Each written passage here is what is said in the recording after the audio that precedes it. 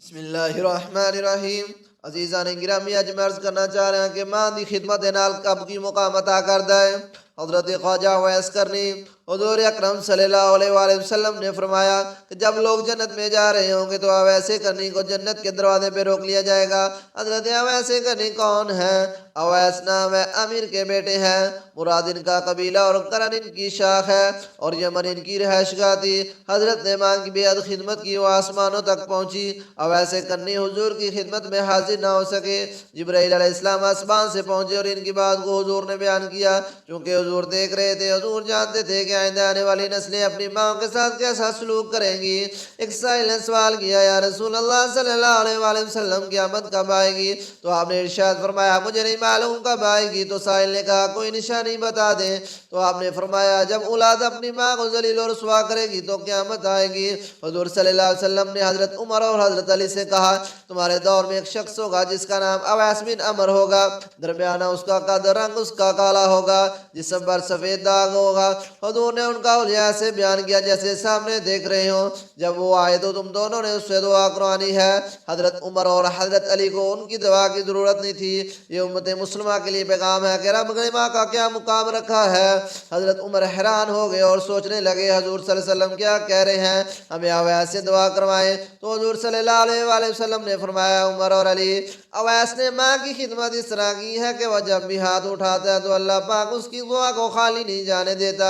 حضرت عمر 10 سال خلیفہ رہے اور 10 سال حج کیا، لیکن انہیں اویس نہ ملے۔ ایک دن سارے حاجیوں کو اکٹھا کر لیا اور کہا، تمام حاجی کھڑے ہو جاؤ۔ آپ کے حکم پر تمام حاجی کھڑے ہو گئے۔ پھر کہا، سب بیٹھ جاؤ، صرف یمن والے کھڑے رہو۔ تو سب بیٹھ گئے اور یمن والے کھڑے رہے۔ پھر کہا، یمن والے سارے بیٹھ جاؤ، صرف مراد قبیلہ کھڑا رہے۔ پھر کہا، مراد والے سب بیٹھ جاؤ، صرف قرن والے کھڑے رہو۔ تو مراد قبیلے والے بیٹھ گئے، صرف ایک آدمی بچا۔ تو حضرت عمر نے کہا، تم کرنی ہو؟ تو اس شخص نے کہا، ہاں میں کرنی ہوں۔ تو حضرت عمر نے کہا، اویس کو جانتے ہو؟ تو اس شخص نے کہا، ہاں میں جانتا ہوں، میرے بھائی کا بیٹا ہے، میرا بھتیجا ہے، اس کا دماغ ٹھیک نہیں ہے، آپ کیوں پوچھ رہے ہیں؟ تو حضرت عمر نے کہا، مجھے تو تیرا دماغ صحیح نہیں لگ رہا۔ آپ نے پوچھا، کدھر ہے؟ تو اس نے کہا، آیا ہوا ہے۔ پوچھا، کہاں گیا ہے؟ تو اس نے کہا، عرفات گیا ہے اونٹ چرانے۔ آپ نے حضرت علی کو ساتھ دیا اور عرفات کی طرف چلے گئے۔ جب وہاں پہنچے تو دیکھا حضرت اویس کرنی درخت کے نیچے نماز پڑھ رہے ہیں، اونٹ چاروں طرف چر رہے ہیں۔ آپ پاس بیٹھ گئے اور اویس کرنی کی نماز ختم ہونے کا انتظار کرنے لگے۔ جب حضرت اویس نے محسوس کیا کہ 2 آدمی آگے ہیں تو انہوں نے اپنی نماز مختصر کر دی۔ سلام پھیرا تو حضرت عمر نے پوچھا، کون ہو بھائی؟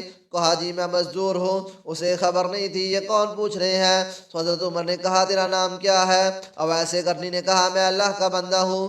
تو حضرت عمر نے کہا، سارے اللہ کے بندے ہیں، تیری ماں نے تیرا نام کیا رکھا ہے؟ تو حضرت اویس نے کہا، اب کون ہے میری پوچھ گچھ کر رہے ہیں؟ ان کا یہ کہنا تھا کہ حضرت علی نے کہا کہ اویس امیر المؤمنین عمر بن خطاب ہے اور میں علی بن ابی طالب۔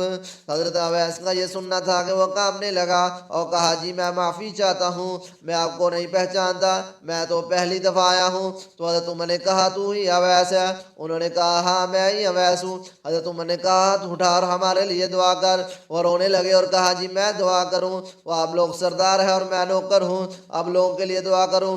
حضرت عمر نے کہا، ہاں اللہ کے نبی نے فرمایا تھا حضرت عمر اور حضرت علی جیسی ہستیوں کے لیے حضرت اویس کے ہاتھ اٹھوائے گئے۔ اس کے پیچھے نہ تو جہاد تھا، نہ کوئی تبلیغ تھی، اس کے پیچھے صرف اور صرف ماں کی خدمت تھی۔ جب لوگ جنت میں جا رہے ہوں گے تو حضرت اویس کرنی بھی چلیں گے۔ اس وقت اللہ تعالیٰ فرمائے گا کہ باقیوں کو جانے دو، اویس کو روک لو۔ اس وقت حضرت اویس کرنی پریشان ہو جائیں گے اور کہیں گے، اللہ آپ نے مجھے دروازے پہ کیوں روک لیا؟ اس وقت اللہ فرمائے گا، پیچھے دیکھو۔ جب وہ پیچھے دیکھیں گے تو کروڑوں کی اربوں کی تعداد میں جہنمی کھڑے ہوں گے۔ تو اس وقت اللہ فرمائے گا، اویس تیری ایک نیکی نے مجھے بہت خوش کیا ہے، ماں کی جو تو نے خدمت کی ہے۔ تو انگلی کا اشارہ کر، جدھر جدھر تیری انگلی جائے گی تیرے تو فعل میں ان کو جنت میں داخل کر دوں گا۔ سبحان اللہ، سبحان اللہ۔ اللہ پاک جن بھائیوں کے والدین حیات ہیں ان کو ماں باپ کی خدمت کرنے کی توفیق عطا فرمائے، اور جن کے دنیا فانی سے کوچ کر گئے ہیں ان کو ان کی مغفرت کی دعا